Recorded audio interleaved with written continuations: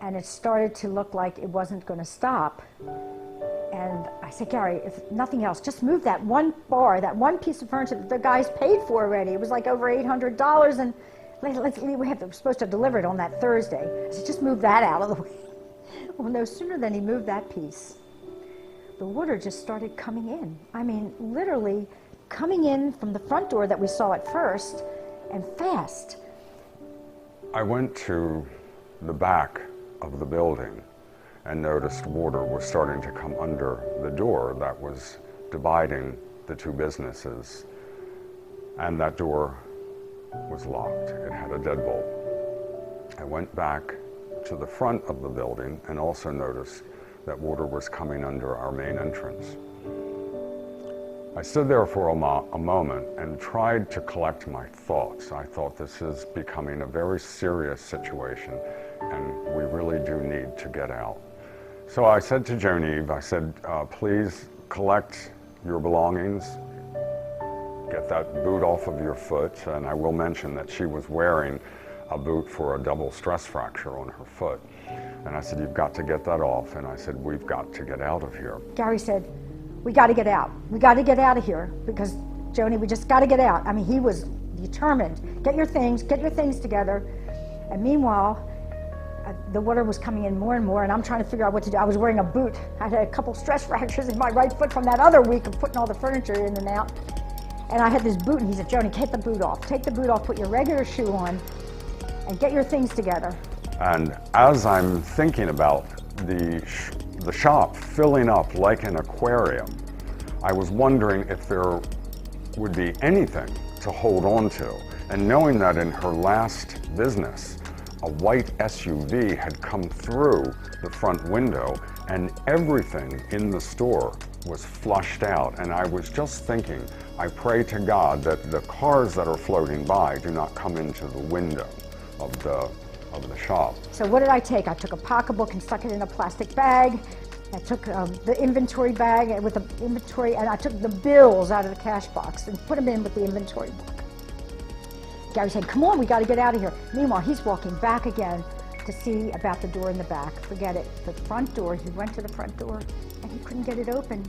I mean, he couldn't get the door open. The pressure of the water outside the door wouldn't allow him to open the door. Things started to crash in the store. It was almost surreal. I look back and I think it was, in a sense, almost like a movie set where things were starting almost like dominoes to fall around us. It started at the back left entrance or exit up to the building. A portion of the wall blew out from the pressure of the water that had developed in the back part of the building. And the showcases, one after another, came crashing down. And he said, come on, Joni, we got to get out of here. And I'm walking up to where he is, and the showcases from the back had already fallen down, which I didn't even realize how bad that was. But then another tall one came forward, and then we're both standing at the door, and down comes the big 6 foot tall, 6 foot wide glass showcase.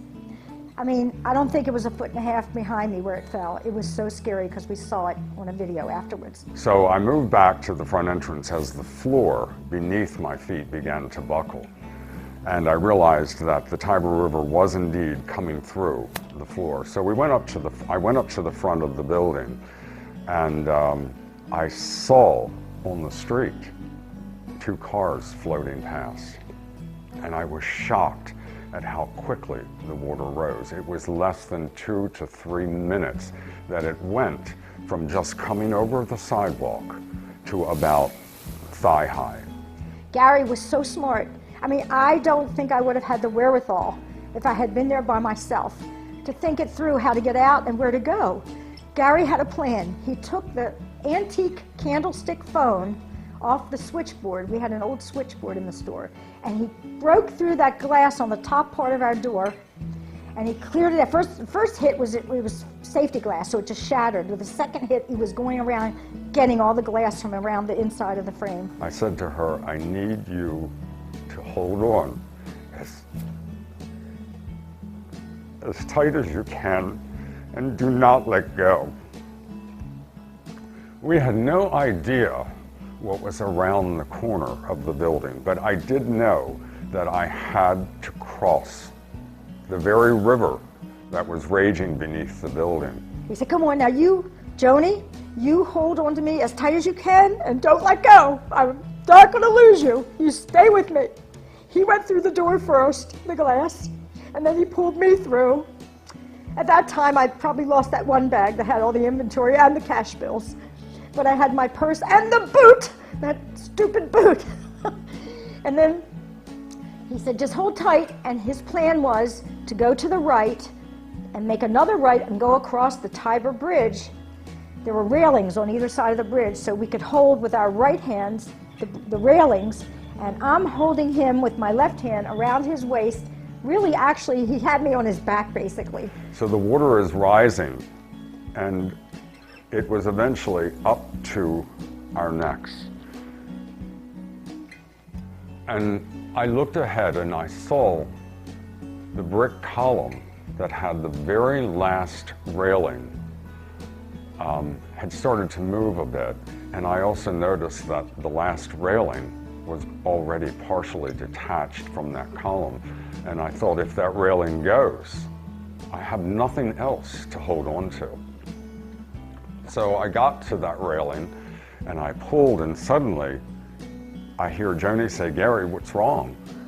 I couldn't move. And there were times when he could barely move. I mean, the water current was so strong, and it was getting higher and higher, and all of a sudden, and by the way, going back to in the store, I said to Gary, I don't want to drown in my store.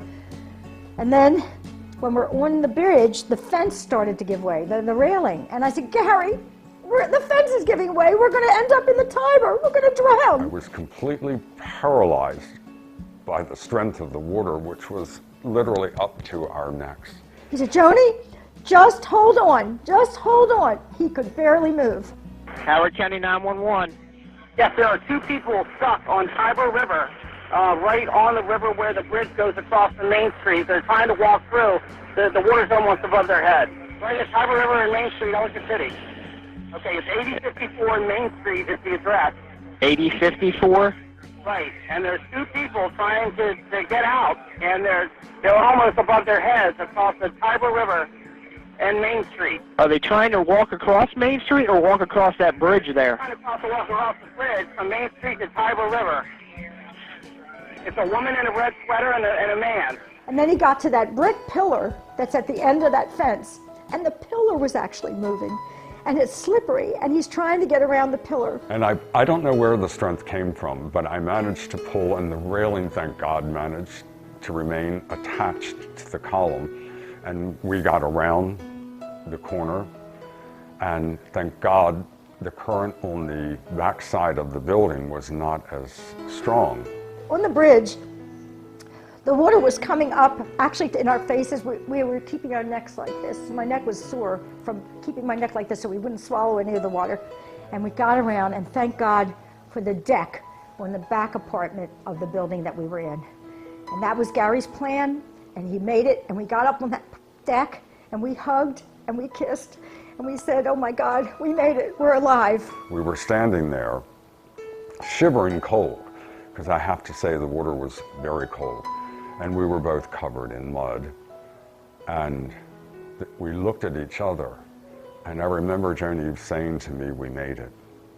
We're still alive. And this must not be our time yet. And that is honestly as much as I can actually say without crying, because I've never felt so close to death. I didn't know what was going to happen. We didn't know if we'd ever get out of there. The water was coming up, even on the steps to get to the deck. So we had no idea what was really going to happen, but we were together. And I thank God to this day that Gary was with me, because he saved my life.